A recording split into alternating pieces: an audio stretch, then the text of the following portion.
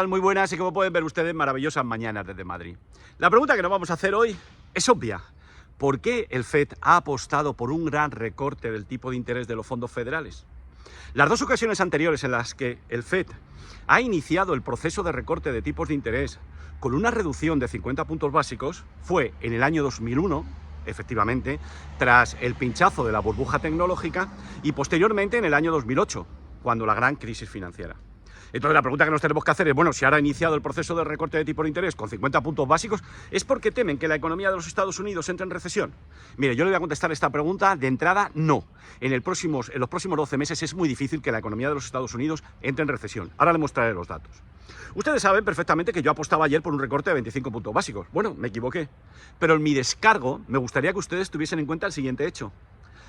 Por primera vez, desde 2005, una gobernadora del sistema de la Reserva Federal se opuso a la decisión del resto de los miembros del FONC de reducir los tipos de interés 50 puntos básicos. Por lo tanto, es obvio que no están viendo una recesión.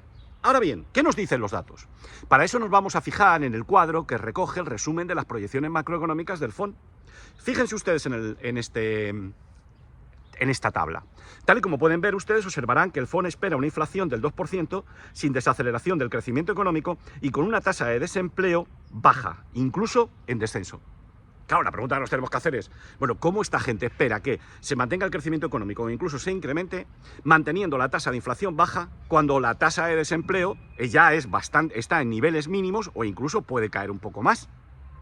La contestación es sencilla. Ellos esperan que el crecimiento de la productividad permita conseguirlo. Ahora mismo, la tasa de crecimiento anual de la productividad de los Estados Unidos, a largo plazo, no la de corto plazo, puede encontrarse en torno entre el 1,5 o 2%. Por lo tanto, este cuadro tiene lógica. Ellos esperan un crecimiento económico con una baja tasa de inflación y disminuyendo la tasa de desempleo gracias al aumento de la productividad. De la productividad a largo plazo, no la de corto plazo, ¿de acuerdo? Entonces, la siguiente cuestión que nos tenemos que plantear es, bueno, entonces, ¿qué necesidad había de bajar 50 puntos básicos? Bueno, hay dos motivos. En primer lugar, tal y como pueden ver ustedes en la tabla que resume las proyecciones macroeconómicas del FONC, ven ustedes que ellos consideran que el tipo de interés de equilibrio está en el 3%, 2,9, 3%.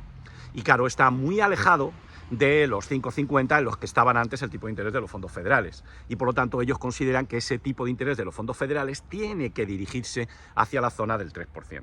¿De acuerdo?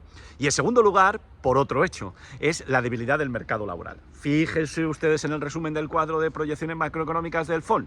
¿Ven ustedes ahí que han revisado al alza la tasa de desempleo del 4 al 4,4%?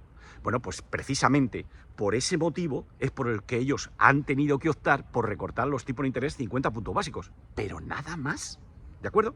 Por lo tanto, si rebajan los tipos de interés sin que la economía entre en recesión, a diferencia del año 2001 y del 2008, pues lo lógico es que el SP500, al cabo de un año, o la tendencia durante el próximo año, sea claramente alcista.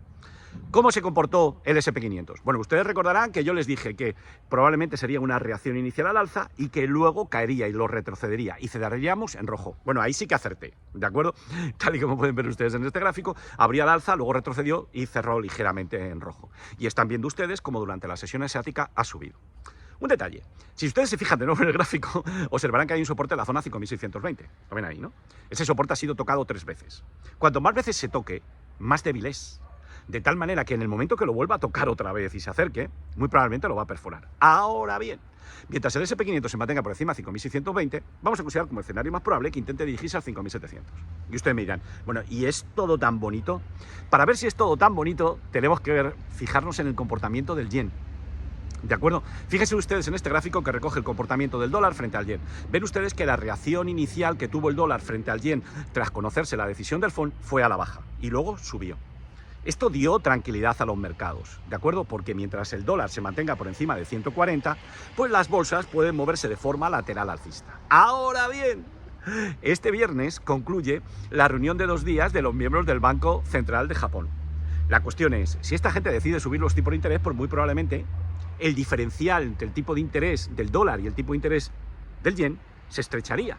Y entonces el dólar caería frente al yen. ¿De acuerdo? Y eso presionaría la baja a las bolsas.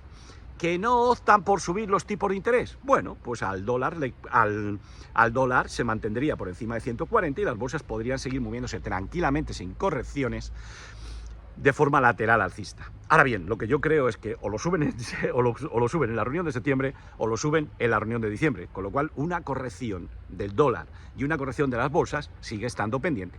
Corrección de las bolsas dentro de una tendencia alcista. Adiós, hasta luego, que pase muy buen día.